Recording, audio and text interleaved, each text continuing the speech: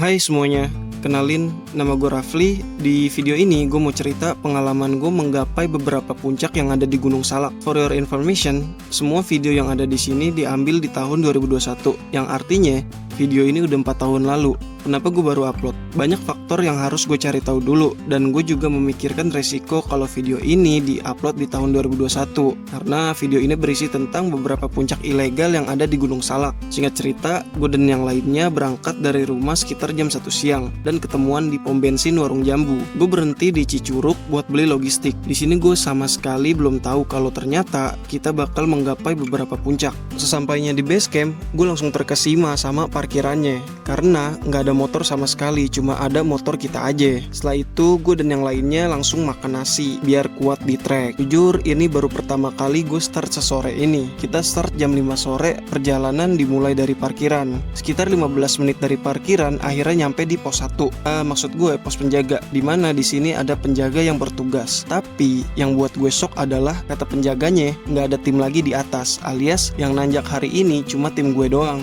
Nah disitulah gue ngedon dikit. Dari pos penjaga kita langsung lanjut ke pos 1 dan berencana buka tenda di pos 3, karena kata Bang Pace, senior gue, jarak dari pos 3 ke pos 4 lumayan jauh, biar nggak kemalaman dan bisa istirahat juga. Jadi Bang Pace mutusin buat ngecamp di pos 3. Di pos 1 kita berhenti dulu buat ngisi air, karena seingat gue mata air yang mudah dijangkau cuma ada di sini. Setelah ngisi air, perjalanan dilanjutkan ke pos 2. Di pos 2 kita udah ketemu malam, dan dari sini mental gue makin down, karena gue keinget kalau di gunung ini nggak ada orang lagi selain kelompok gue doang. Tapi gue tetap harus berpikir positif, karena kalau gue mikir yang aneh-aneh bakal ngerugiin gue dan juga tim. Singkat cerita, akhirnya gue sampai di pos 3 sekitar jam 7 malam. Di sini tuh vibes-nya syahdu banget walaupun agak sedikit serem. Nah, cara gue ngelawan rasa takut yaitu dengan cara selalu berpikir positif dan juga ngobrol dan bercanda sama teman gue. Dan itu terbukti ampuh sampai akhirnya gue bisa tertidur. Halo guys, sekarang kita lagi makan apa nih? Daging biawak. kerupuk terbaru. Apaan tuh? Ini krimnya. Oke. Cocol. Kita coba. Terus Gimana? crunchy. Nggak ada lawan.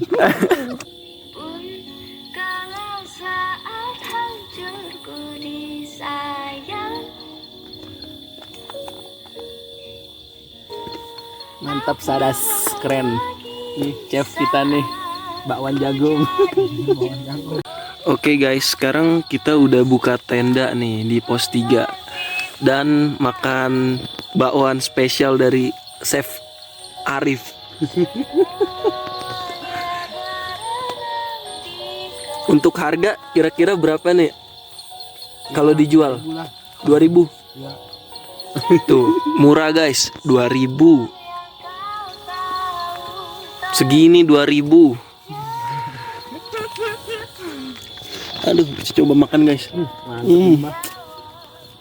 Mantap. Bang Paci mau nyobain nggak? Wah, dia tidur tuh.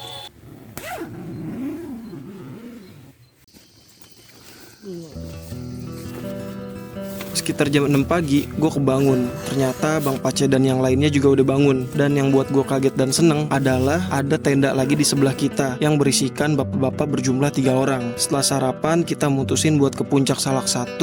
Kita start di jam setengah 7 pagi dan estimasi sampai di puncak paling lama jam 9 pagi. Dari pos 3 ke pos 4 gue baru sadar ternyata jaraknya emang jauh banget, dan gue nggak kebayang kalau tadi malam dipaksa buat ngecamp di pos 4. Bukan cuma jaraknya yang jauh, tapi treknya juga wadidaw, alias bikin engap. Singkat cerita, akhirnya gue dan yang lainnya sampai di puncak Manik 1 sekitar jam 9 kurang. Nah, di sini gue seneng banget karena berhasil sampai ke puncak. Di puncak Manik 1, gue juga cuma foto-foto dan makan siang. Setelah kelar makan, gue baru dikasih tahu kalau kita nggak cuma ke puncak Manik 1, tapi akan ke beberapa puncak juga. Jadi bisa dibilang puncak-puncak yang gak resmi. Karena kondisi gue udah capek, jadi gue bilang ke yang lainnya biar nggak ikut dan nunggu di sini sampai bapak-bapak yang ada di bawah tadi nyampe ke puncak puncak dan gue bisa turun bareng mereka. Tapi gue nggak dibolehin sama yang lainnya karena bahaya. Yang pertama, gue baru pertama kali ke Gunung Salak. Yang kedua, tim yang ada di bawah juga belum pasti bakal muncak atau enggak, dan masih banyak lagi yang harus dipertimbangin. Akhirnya setelah berembuk, gue mutusin buat ikut. Jadi rencananya adalah dari puncak Manik 1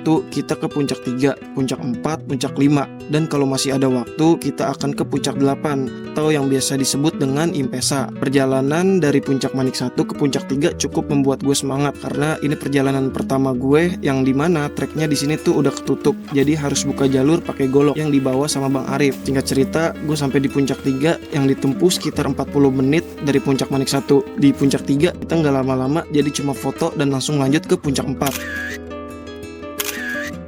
Perjalanan menuju puncak 4 sangat berat karena menurut gue ini trek yang gila banget. Udah treknya ketutup, terus juga cukup curam. Sampai akhirnya sepatu kiri gue tuh jebol. Oke guys, jadi kita nemuin tumbuhan apa nih bang? Namanya bang? Kantong semar.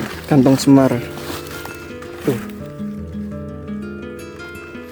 Perjalanan dari puncak 3 ke puncak 4 kurang lebih sekitar 35 menit. Sejujurnya di puncak 4 gue udah bilang ke teman-teman yang lain buat stop di sini dan pulang ke tempat camp. Tapi kata teman gue yang lain nanggung karena jarak dari puncak 4 ke puncak 5 cuma sekitar 20 menit. Gue pikir 20 menit itu kan bentar, tapi yang jadi masalah adalah pas pulang nanti. Gue tuh udah ngebayangin betapa jauhnya nanti pas pulang.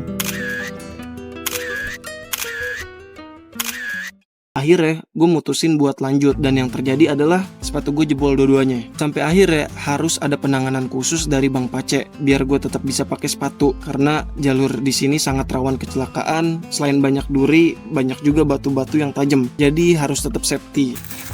Ini garansi nggak nih bang? Garansi nggak? Bisa. 2 bulan ya?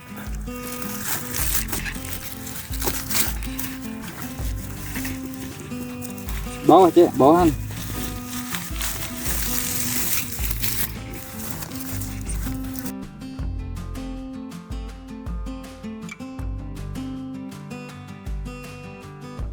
Singkat cerita, akhirnya gue sampai di puncak 5. Ya alhamdulillah nih guys, kita udah sampai di pos mulu puncak Salak 5.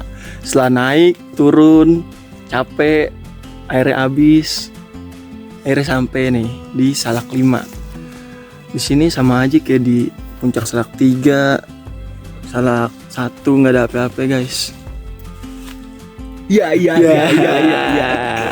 Jujur gue sangat bangga bisa sampai sini karena secara geografis puncak 5 itu ada di Bogor, sedangkan kita nanjak dari Sukabumi. Sangat wow kan? Nah, yang jadi masalah adalah air kita udah sisa sedikit banget. Sampai akhirnya nemu air yang kotor, kita coba saring biar bisa kepake. Sebenarnya dari 4 orang yang nanjak hari ini cuma gue doang yang fisiknya lemah, jadi bisa dibilang gue beban tim ini. Tapi gue berterima kasih banget sama yang lainnya karena udah bisa ngertiin dan juga ngikutin tempo gue berjalan. Caranya gimana bang?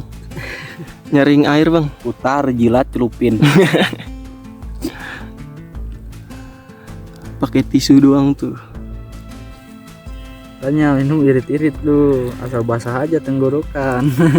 Di puncak 5 kita melanjutkan diskusi antara kita lanjut ke puncak 8 atau langsung pulang, karena menurut Bang Pace puncak 8 cuma melipir 10 menit dari arah puncak 4, dan di situ lagi dan lagi gue mengiyakan untuk lanjut. Disitulah letak kebodohan gue, dan mungkin ini memori yang bakal gue inget terus. Kalau jadi manusia jangan ceroboh tanpa mikir panjang. Walaupun kaki udah sulit gerak, tapi akhirnya gue dan yang lainnya berhasil buat nyampe di puncak 8 atau Impesa.